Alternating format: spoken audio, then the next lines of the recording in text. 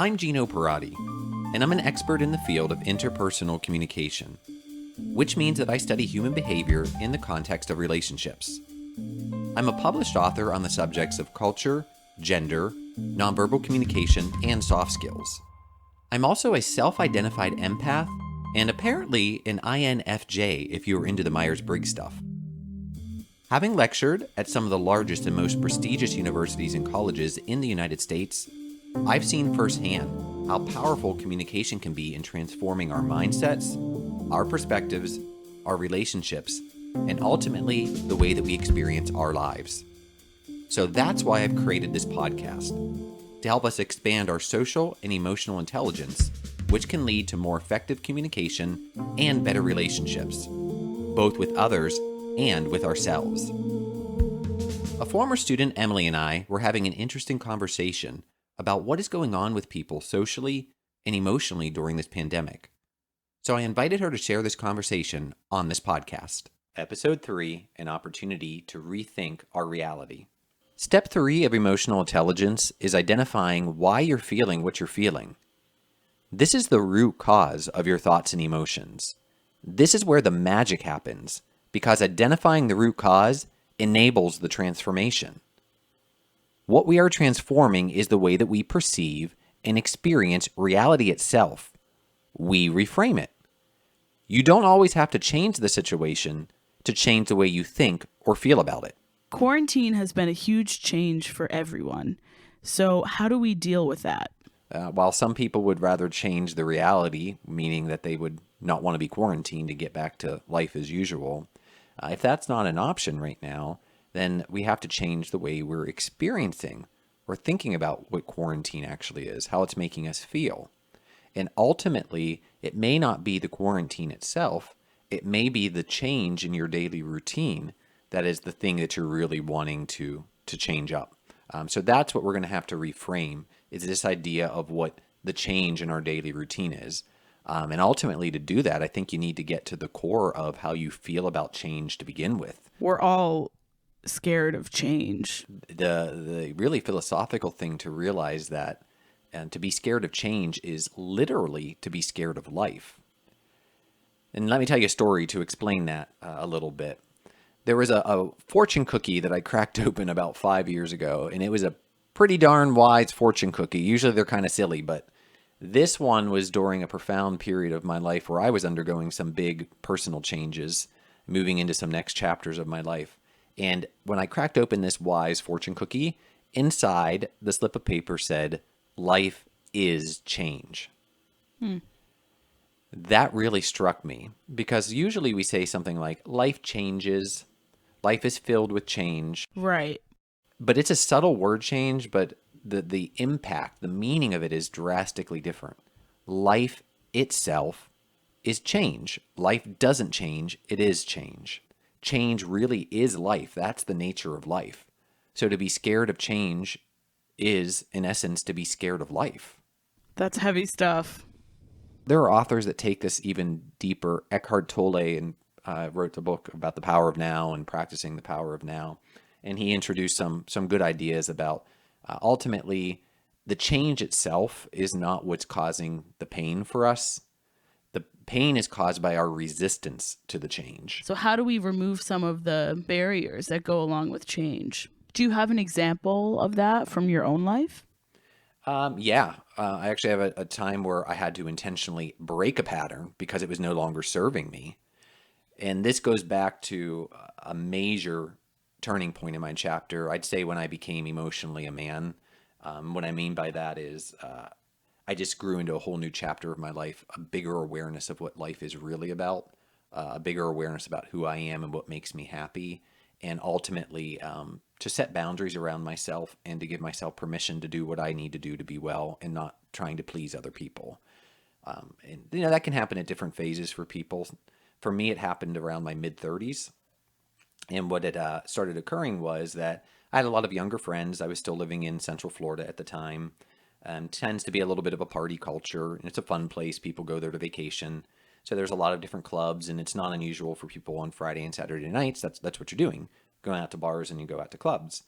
And for a couple years, especially since I hadn't come out until I was in my later 20s as a gay man, living in my later 20s, early 30s, it was kind of fun to go out to the gay clubs and socialize and meet other people in the LGBTQ plus community. But by my mid 30s, I was already starting to grow out of that. It just wasn't fun anymore to be out late. I'm not much of a drinker. I really don't like to be around drunk people. I don't enjoy just this superficial conversation with people who don't really want to be your friends. It just wasn't my scene, and I realize that now at 41. I'm just not into bars and clubs that much.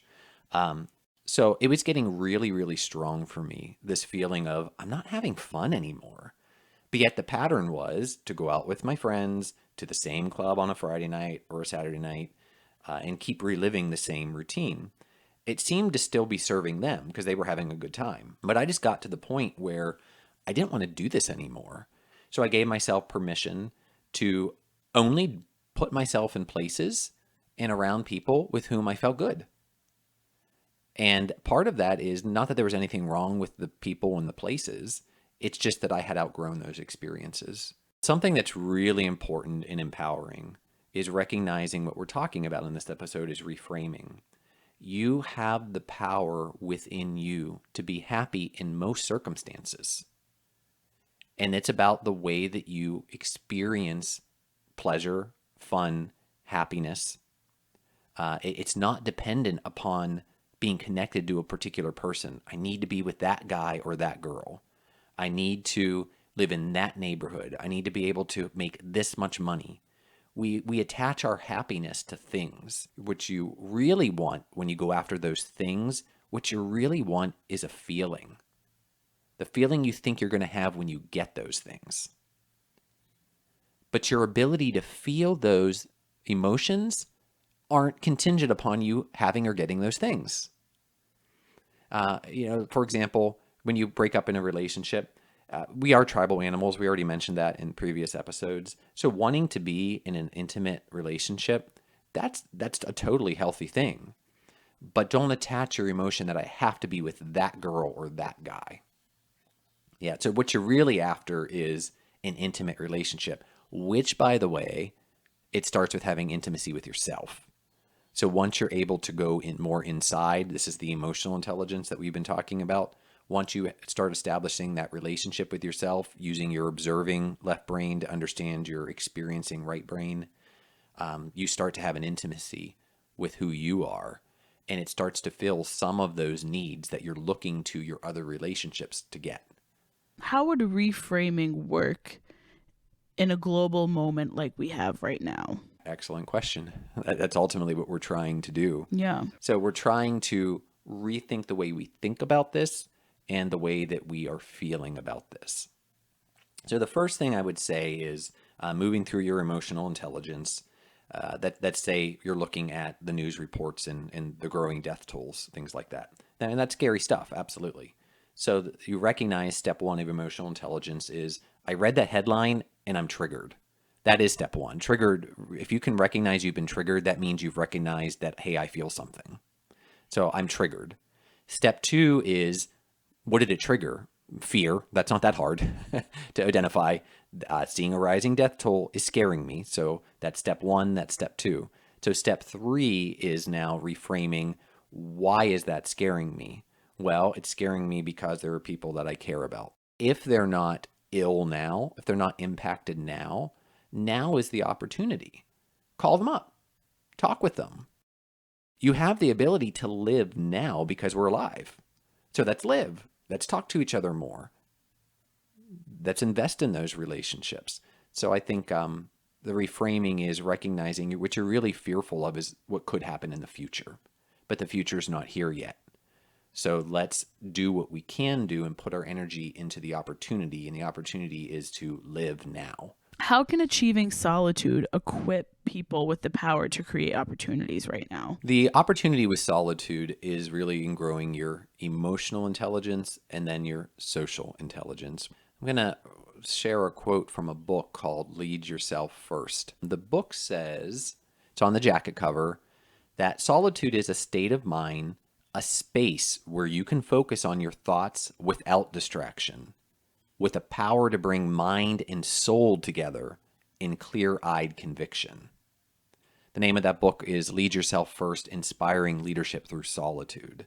If we do not look for distraction, when we're in solitude, if you're quarantined right now and you're spending a lot of time alone or even just with one other person, the distractions are much less because we're not running around like we always are doing in our normal lives. You may be looking for distraction where you're constantly going on social media, you're constantly watching the news, you're constantly watching movies. That's you placing the distractions in your life. So what I'm encouraging you to do is use this as an opportunity. Of course, do some of those activities if they bring you joy. I've been watching some movies too, and it's nice to see some things I usually don't have time to do. But I also take plenty of time each day in solitude to carve out a space where I can focus on my own thoughts without distraction. And that's where I'm writing episodes for this podcast. I'm creating additional work. I just started some interviews with my parents. So I'm doing video interviews and asking them questions like, what was your favorite part of your childhood? And I'm creating a video diary so we can have that in the future. So how does reframing work on a physiological level? Like, what is going on in the brain? Reframing is about utilizing a whole brain process. For example, extreme emotion, when you're experiencing something really strongly and it triggers you, that resides in the right brain. Your right brain is just lighting up. So when someone's triggered, they're having a strong emotional reaction, which means they're having a largely right brain experience in that moment. So for this person, I would suggest balancing this right brain experience by doing step 3 of emotional intelligence, and that's to get that left hemisphere observing the brain, to start asking questions to the right brain. Why are you reacting so strongly? Why is this triggering you? When you do this, you're already starting to balance and you're no longer living dominantly in your right brain. You're now also bringing your left brain into the picture. So you're lessening the experience when you're analyzing. You can't be as emotional if you are objectively analyzing your experience. And of course, for other people I've worked with in the past, it's the other way around. They tend to live their life largely, as a metaphor, living in their left brain. They tend to analyze everything, and they don't bring a whole lot of feeling into it. They're not using their intuition that much. So for those people, it's the opposite. How do we start pulling in some of your right brain to also provide data for you to observe and analyze with your left brain? It's about trying to use a whole brain process is what reframing is, and balancing ourselves out when we need to between left and right functions. We could kind of not police our emotions, but I guess just monitor them a bit more. Yeah, I think self-monitoring is a great term. And that's another skill that's associated with emotional intelligence. Different scholars define it in different ways. So these 3 steps are my specific definition of it. But other scholars, self-monitoring is part of self-awareness, self-monitoring, part of emotional intelligence.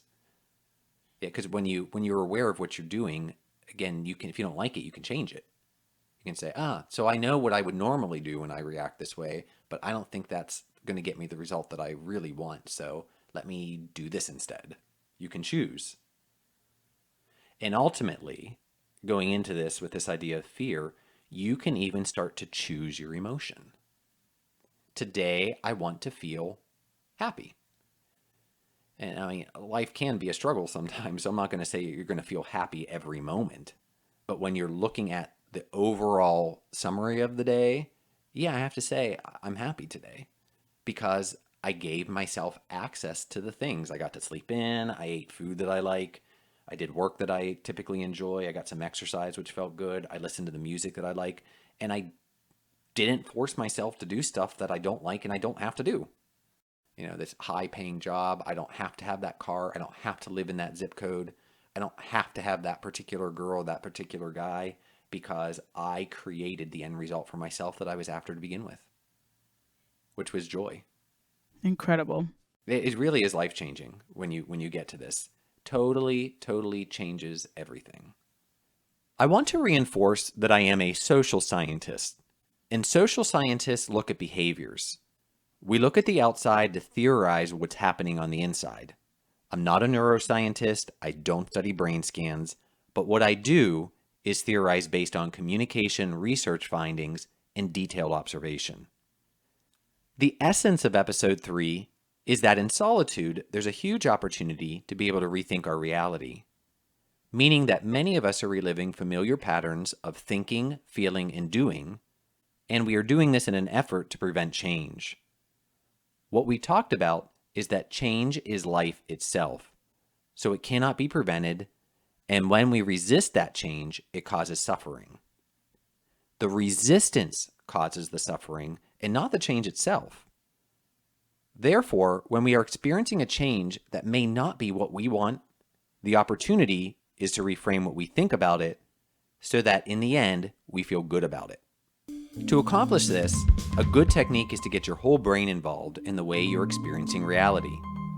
This means that if you're largely analytical, then you begin to bring more feelings into your experience. And if you tend to be largely emotional, then you bring in more left brain analysis. Thanks for listening to the Right Brain Journeys podcast.